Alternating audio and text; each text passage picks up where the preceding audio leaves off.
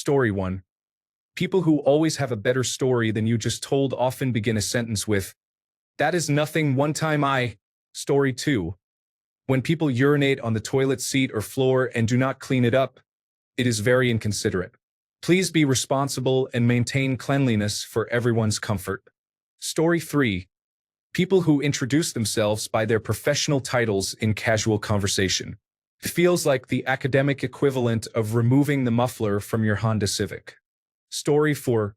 Anything that combines being rude with being incorrect, such as correcting someone without actually being right, is an example of mansplaining. Story 5. They have a superiority complex that borders on delusional, smugly looking down on others despite being in no position to do so. As much as they love scolding people for their perceived faults, they are inexplicably blind to their own glaring personality flaws. A certain overbearing relative instantly comes to mind, and this is one reason I no longer speak to her. Story 6. Assumptions about others. If they do not have the patience and cognitive capacity to ask questions and learn new, potentially unexpected information, they are simply not in charge of themselves or their thinking. Story 7. Being rude to waitstaff or anyone in service tells me everything I need to know about their character. Story 8. How they treat their ex after a breakup. If it was just that it was not working out but they cannot show them any respect, that is how they will treat you if you date them and break up. Story 9. People who rate others' attractiveness out of 10 or share naked pictures of the women they are dating exhibit disrespectful behavior. Story 10. The presumptuous. Who is anyone to assume they have an understanding of another person's life without at least asking questions? It is more than a lack of respect for this kind. Story 11. People who spit just anywhere. I understand wanting to get a nasty taste out of your mouth, but you do not walk next to me and then spit in front of me. Just no. Story 12. Meanness in any form is unnecessary and shows a lack of maturity, consideration, respect, and humility. Story 13. I would not say it makes me lose all respect, but it always annoys me when someone says, "Well, at least you never," and assumes something about someone else without knowing anything about them. Story 14. Someone who brushes me off after I make an effort to introduce myself and ask about them. I am not asking for their life story or to be their best friend, but at least be cordial. Story 15. People who lie, and when you catch them, they try to lie on the spot even with evidence presented against them. At least own up and apologize like a decent person. Story 16. When someone refuses to learn how to do a task, even if you are offering to lend a hand, you can lead a horse to water. Story 17. A man casually said, "You know how women get when they have a lot of sodium? I will just leave that there." Story 18. Mocking public figures for aspects beyond their control, such as disabilities or aging, reveals ableist attitudes. Story 19. Honestly, there is nothing seemingly insignificant that would make me judge someone that harshly. People do stupid, mean things when they are stressed, triggered, drunk, or just being wrong-headed. I am not quick to write people off. Story 20. Talking about how much they dislike children. It has become more common nowadays for people, especially teenagers and young adults, to say, "I dislike them" when children are mentioned. I am not saying you have to like children. It is fine if you do not. However, saying you hate them and joking about hitting them with your car is inappropriate. I experienced this with a friend. Story 21. Spitting. Not pushing your chair back in at a table you have left. Throwing a dish into the sink while someone is standing there washing. Not holding the door. Littering. Hogging the remote control and switching channels without discussion. Not putting fridge items you have changed your mind about back in the fridge. People talking over others when they are speaking. Story 22. Bringing up politics and immediately making fun of the side they do not vote for. Just be quiet. We do not have to make politics our personality. In fact, it is preferable not to talk about who you vote for at all. Story 23. People who leave items they picked up while shopping in random areas instead of returning them to their original locations. Story 24. When I am lied to, I find it extremely disrespectful if the person lying thinks that I am stupid enough to believe their lies. Story 25. People who befriend you when you are new at school or work, then almost immediately start to speak negatively about other students or coworkers, should be avoided. These types of people cannot be trusted. Remember, if someone is willing to spread rumors or speak badly about others behind their backs to someone they have just met, they will certainly do the same about you unprovoked. People like that are untrustworthy. Story 26. 1. When they are disrespectful but try to hide it with a joke or fake politeness. 2. When they are in a relationship but have wandering eyes or seek sexual attention from others. 3. When they know someone else is in a relationship and continue to make subtle advances. 4. When they talk down to or about their children or spouse. Story 27. People who are getting upset because of incorrect grammar and spelling in casual conversations. Sorry, English is my fourth language. Story 28. Let them disrespect me or speak ill of me in their presence without saying anything, defending myself, or asking them to stop. Story 29. Those who enjoy pressing other people's buttons just for fun. Yeah, that hey, I was just joking. Crowd. Growling. Story 30. Talk forever about their interests and then become noticeably less enthusiastic when you start talking about yours. Story 31. Parents who allow their children to behave in any way they want. Disrespectful, lazy, dangerous, careless, irresponsible. Fail their primary responsibility. As parents, our one job is to raise the next generation to be better than the one before. Story 32. People who lie about everything. I understand not always being completely truthful, but some people just feel the need to have a story about everything. Story 33. When someone decides they no longer want an item from the refrigerator or freezer section at the grocery store and just takes it out of their cart and puts it on a random, non-refrigerated shelf because they do not have the decency to return it to the correct section. Extra negative points if it is meat or poultry. Story 34. It is rude to children or teenagers for just existing. I understand when they do wrong things, but you should still be an adult and treat them like human beings, not as less than. Story 35. People who leave messes for a server to clean up and do not push in their chair when they leave. That says a lot about a person. Story 36. People who do not take proper care of their hygiene, including their children, show neglect not just in their attire but in their dental health, even though dental care is free in my country. They may have bad breath, body odor, or dirty nails. Simply do the basics. Take care of yourself and use deodorant. It is hot and humid here. Story 37. When people end a sentence with the word at, such as, where are you at? Versus, where are you? Drop the at. Story 38. Anyone who litters. Anyone who is unfaithful to their spouse. People who use offensive language toward their children. People who hit or kick their animals. Story 39. Throwing trash on the ground or out the car window is wrong. I had a friend who threw a McDonald's bag with garbage out of my car window. I said nothing at the time. I took the next exit, turned around, pulled off the road, and parked. I told her I would resume driving after retrieving what she had thrown out of the window of my car. After that, our friendship waned. She knew why. I figured at the very least, she would think twice about such behavior in the future. Story 40. Being Republican or extremely religious of any faith can affect perceptions.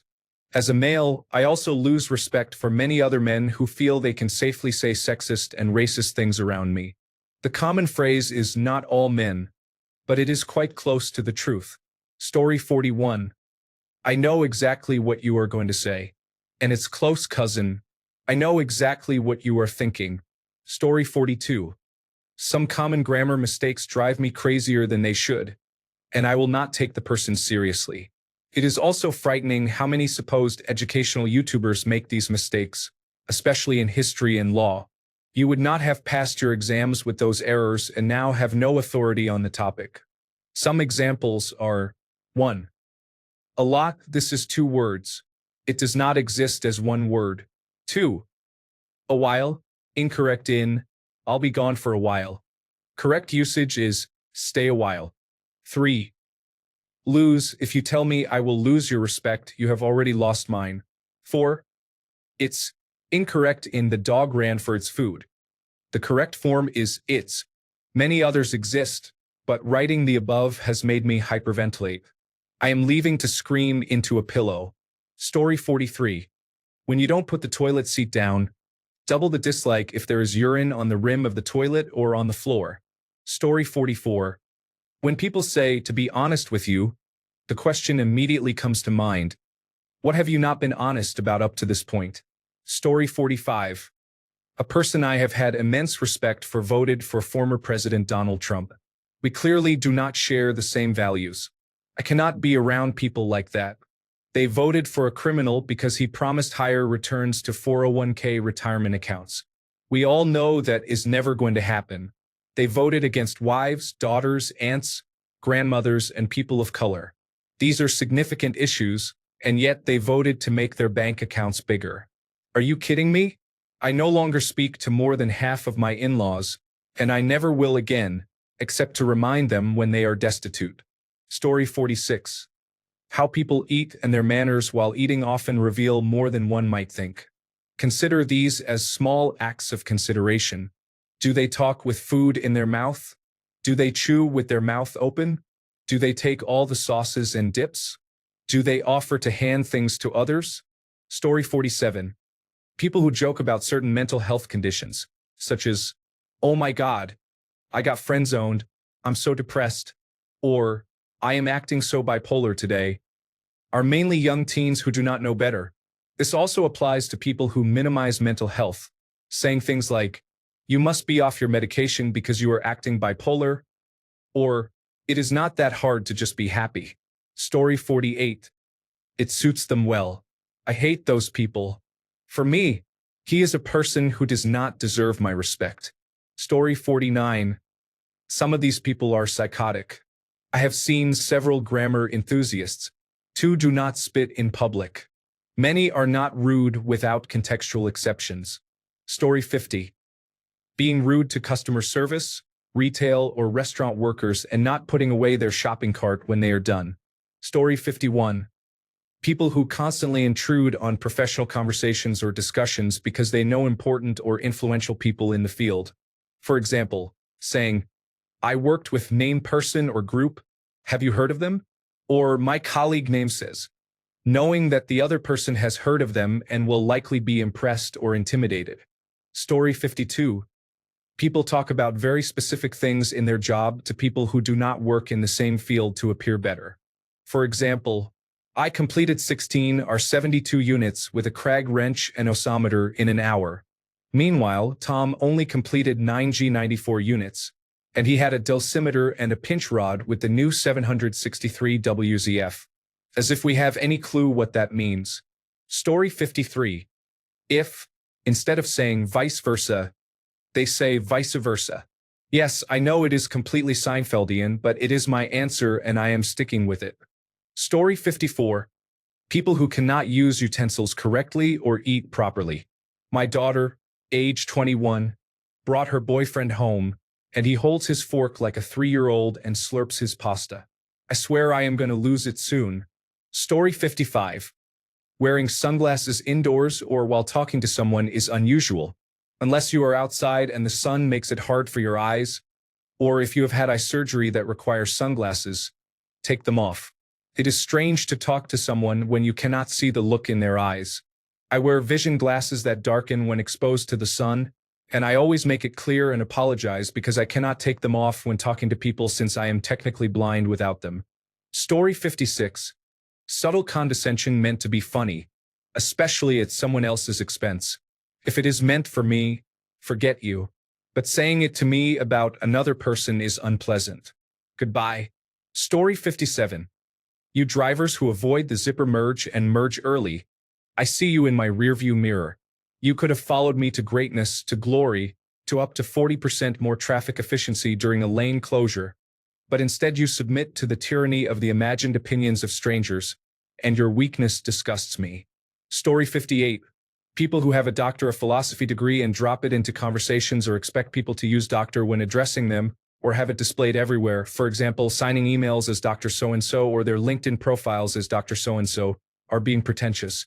My father had a Doctor of Philosophy degree in engineering long before they were common and never allowed people to call him doctor. I asked him why once, and he said, "Don't expect people to respect you because you earned a degree. Earn their respect." I don't have a Doctor of Philosophy degree but work with many scientists and clinicians. I have never forgotten this. It's amazing how down-to-earth many high-achieving clinicians are, who often have Doctor of Philosophy degrees, Master of Business Administration degrees, and Doctor of Medicine degrees and say, "Hi, I'm Barbara," or "Hi, I'm Dave." And how many others are like, "I'm Dr. Smith." I have a Doctor of Philosophy degree in cat psychology. Story 59. Swearing profusely. I understand when you are heated and let something fly from emotion, but if every other word is nasty and filthy, then that is how you are viewed in general. I did not make the rules. It is just how it goes. Story 60. When you are talking about something personal to you, and they seem too eager to laugh and crack jokes about it. Story 61.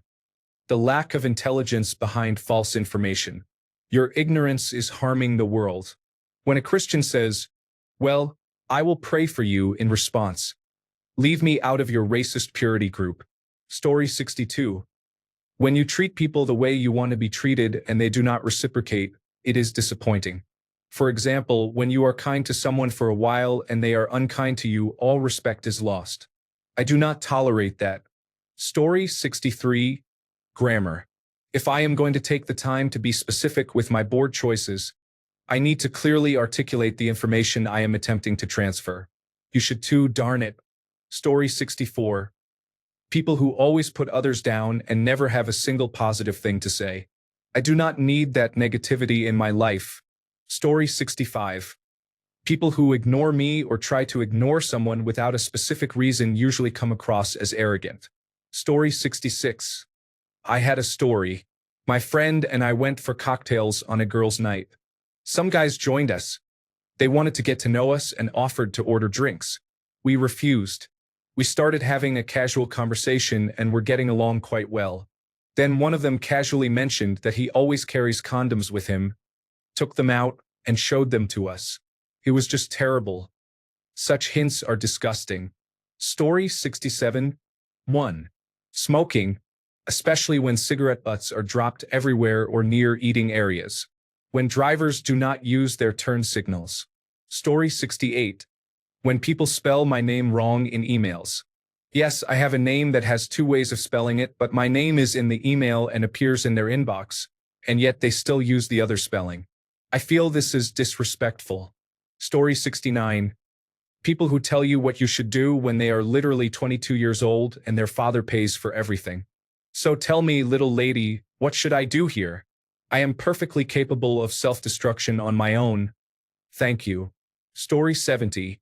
When everyone knows that Poes is a pedophile, but they still invite him to the family reunion, what happened to the time when people like that just disappeared? All the men in town definitely had an alibi that night. Story 71. Irresponsibility. It is fine if people want to live a carefree life, and I am all for it. What makes me write off a person, or at least their situation, is when they incur responsibility such as a pet, child, or bills without a single thought toward taking care of it or paying for it. Then, when it blows up, they often end up trying, and sometimes succeeding, in manipulating me so that if they were to face the consequences of their actions or lack thereof, it would somehow be seen as my lack of action that led to those consequences.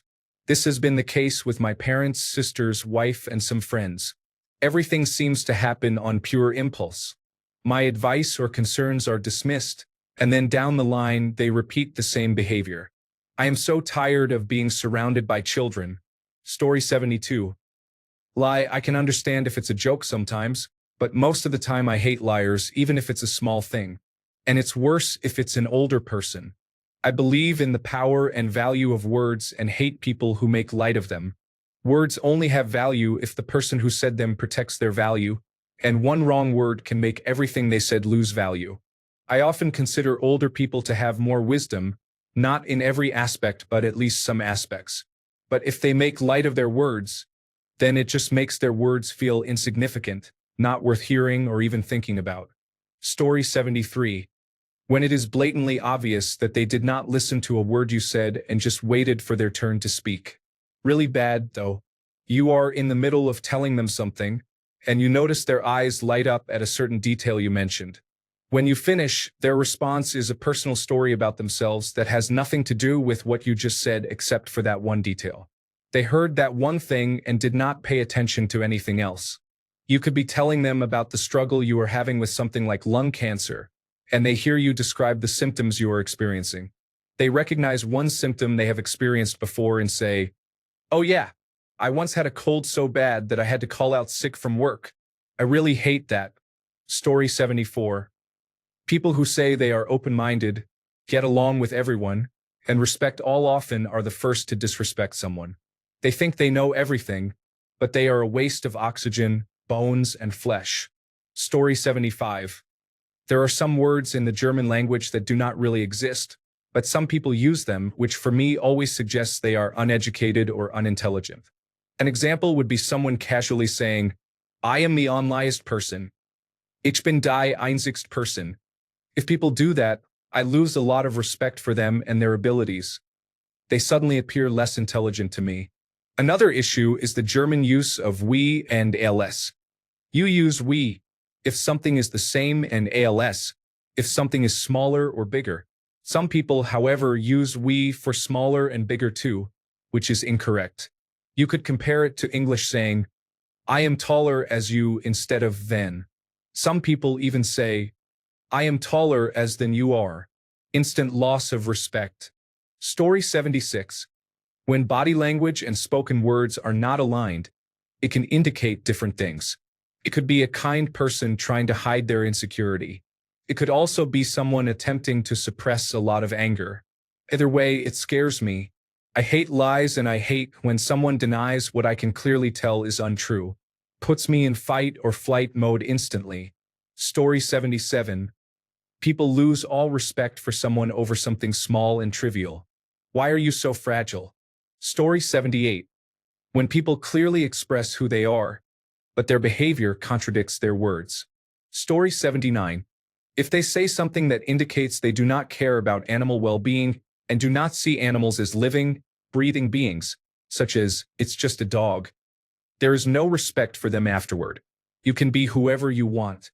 Story 80. Picking your nose in public and then making a ball out of it, sticking it under a table or chair, or throwing it in the air like Rajinikanth throws cigarettes. Story 81. Nothing. Have patience and be humane.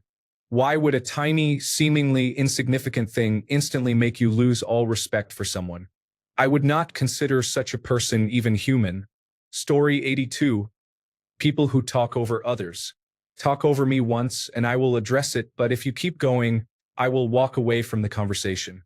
Story 83.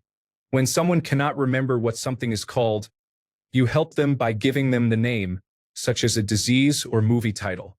They then proceed to explain it to you and educate you on what it is. Story 84. I have a manager who is almost always speaking in corporate jargon, and it drives me mad because it is so obvious, especially since we are a small team with close relationships. She recently asked me how my shift went as I was leaving for the day.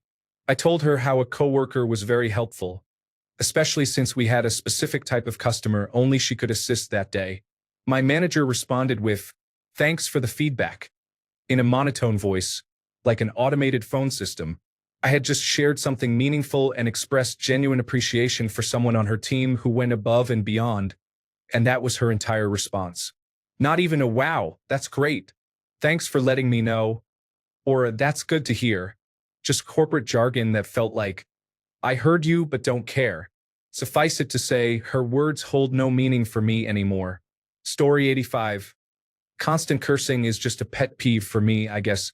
I think it's alright to use it sometimes, but using it as an adjective is kind of annoying, to be honest. Story 86. Not able to comment on a subreddit because your account is new, which makes me lose respect for the moderators due to their elitism. Story 87. Spitting. I've heard every excuse. There is no need for you to spit on the floor. Use a tissue. I also have a lot of saliva build up sometimes, and I either swallow it or use a tissue. Throwing away general waste in dog bins.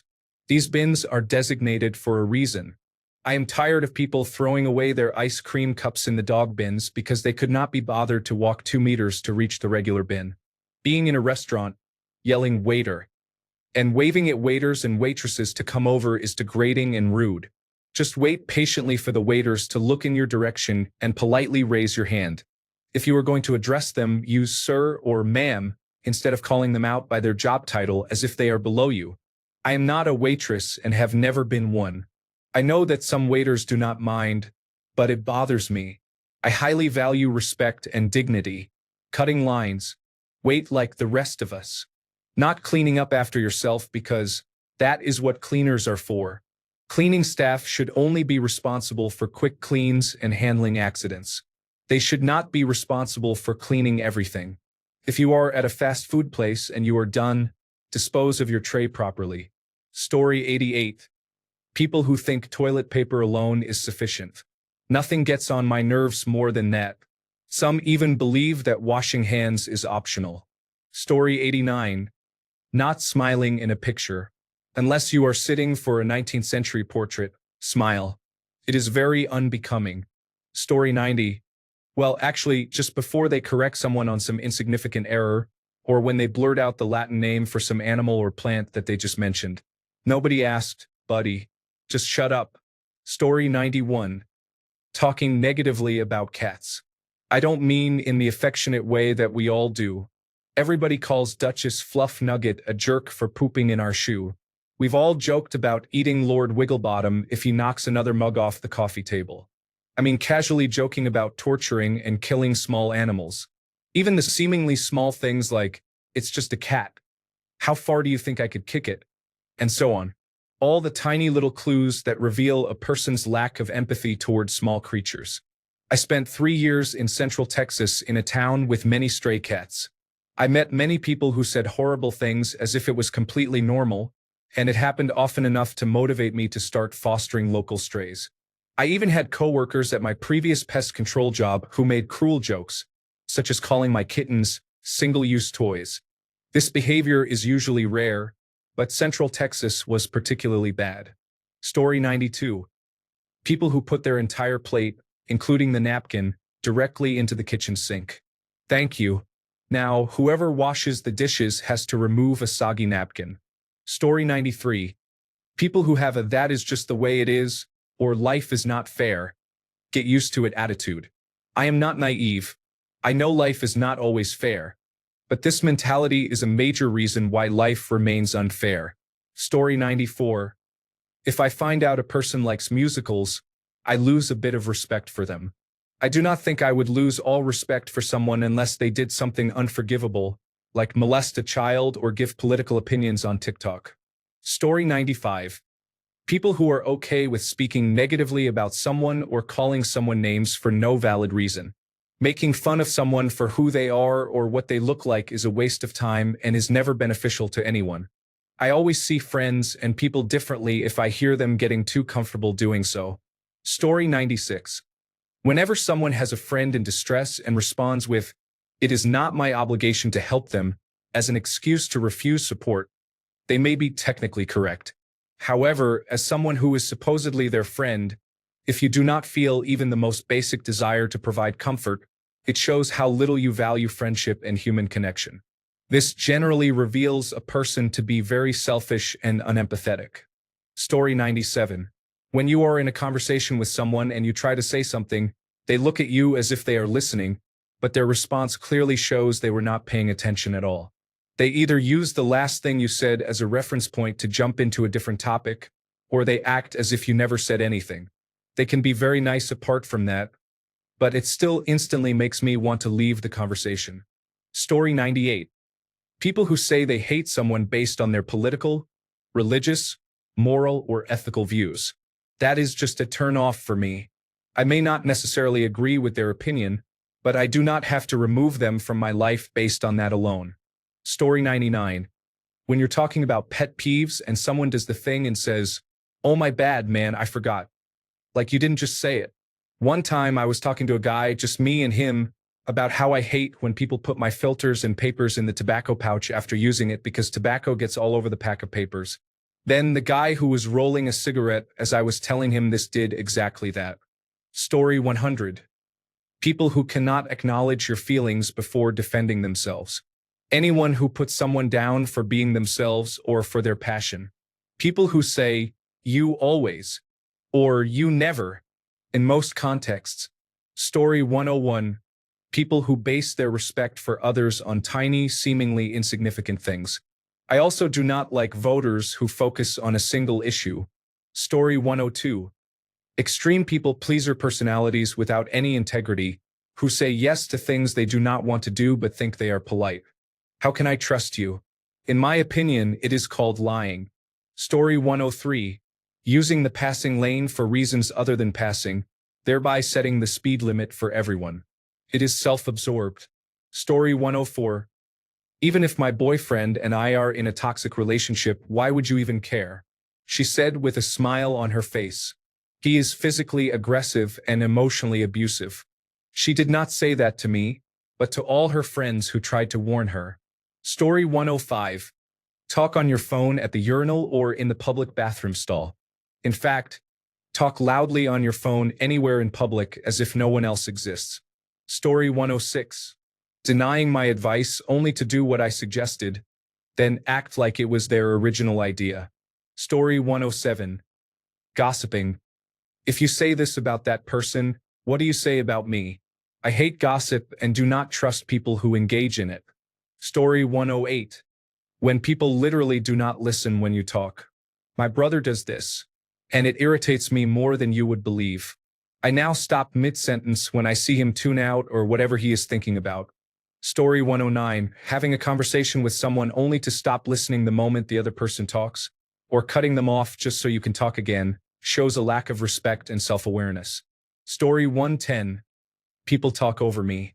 I try to join a conversation I am part of, and they just talk right over me as if I do not exist.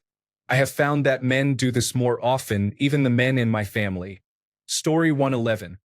How somebody handles differing opinions speaks volumes about their self-security and open-mindedness. I said this in another post, but if a mere mention of a differing opinion sends them into a rage, for the love of everything, steer clear. Story 112.